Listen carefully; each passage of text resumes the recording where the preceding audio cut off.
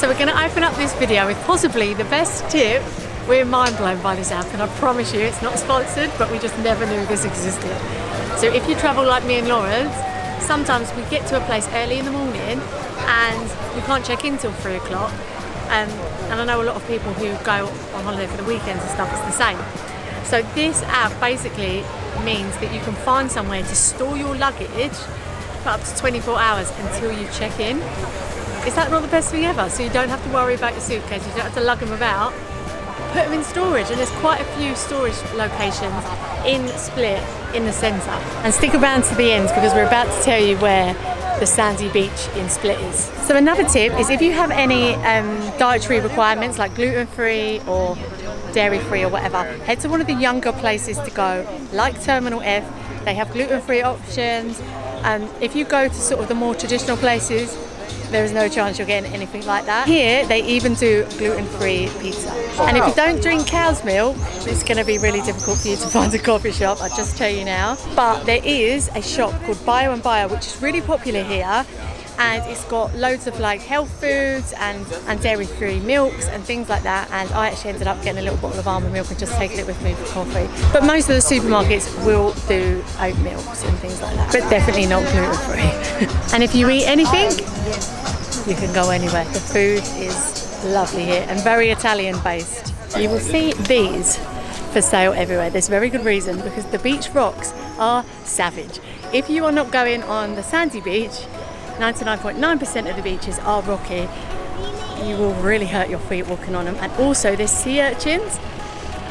They're like little like dark balls in with the rocks. And if you step on those, your foot might fall off. So that's why everybody wears those shoes. I haven't resorted myself to them yet, but I do wear my flip-floppy type things instead. But Lawrence likes an ugly shoe, so he's got them obviously.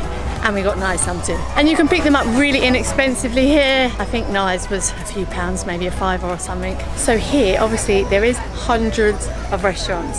But in Riva, which is this main strip, you're paying for the location, not necessarily the food. If you're looking for really nice quality food over location of it being in the marina, then head inwards. I actually think the restaurants inwards are a much nicer location as well, to be honest. So to get around quite cheaply, a lot of people use the bus, but you can also use Uber here. So make sure you download Uber or Wolt, which is their equivalent of Bolt. You can get taxis about £1 a kilometre here. And Wolt's also a good one if you want to have food delivered to your hotel or something. It's like their Uber Eats. Because Uber Eats weirdly doesn't work here, but Uber Taxis does. Keep in mind with any boat trips that if you go on a ferry, it does not take you to the bit of the island that you'll most likely want to go to with all the popular bits. So you will then need to get a taxi or a bus, which can be a bit of a faff and can be really expensive with taxis, to the bit that you need to get to, and it can take an additional like hour or so to get there. So keep that in mind. That's why a lot of people do the boat trips that are 5 islands in one day or whatever, because that way the boats can take you round to the bits of the island that are popular basically.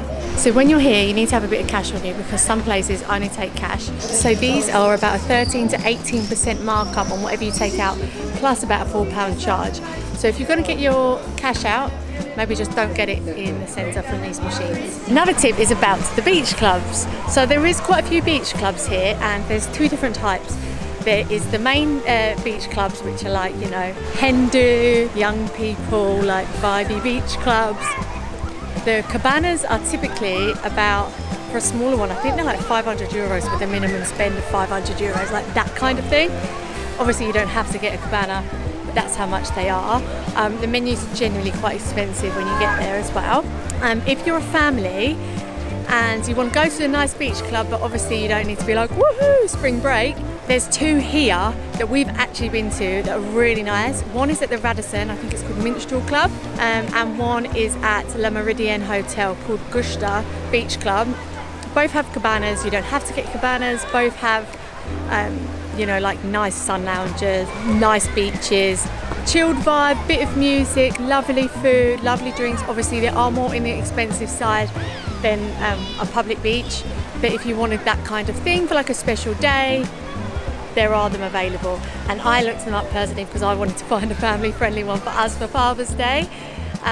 So we went there. A cabana at the Gushta Club was 300 kuna, so about £30 each as like a resort entrance, and then the cabana was I think about £100, and then obviously you get your food and your drink and everything that you order on top, and it's really friendly for kids as well. This is the only sandy beach in Split, and not only is it the only sandy beach, it's perfect for families, which is why we're showing you, because you can literally walk out 100 metres and it's still at knee height, so it's perfect for babies and toddlers and families to play. But it does also get extremely busy for that reason. So, I mean, obviously it's a sandy beach. Croatia is not supposed to have sandy beaches, so there aren't that many of them, and this might be the reason why. So don't get too excited. Don't expect like a golden stretch of Malibu beach. It's just sand, and it looks a little bit on the dirty side.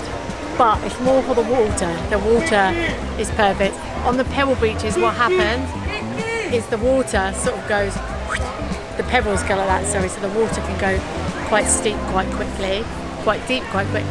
So worth a visit, only for the water. Waiting for a sign.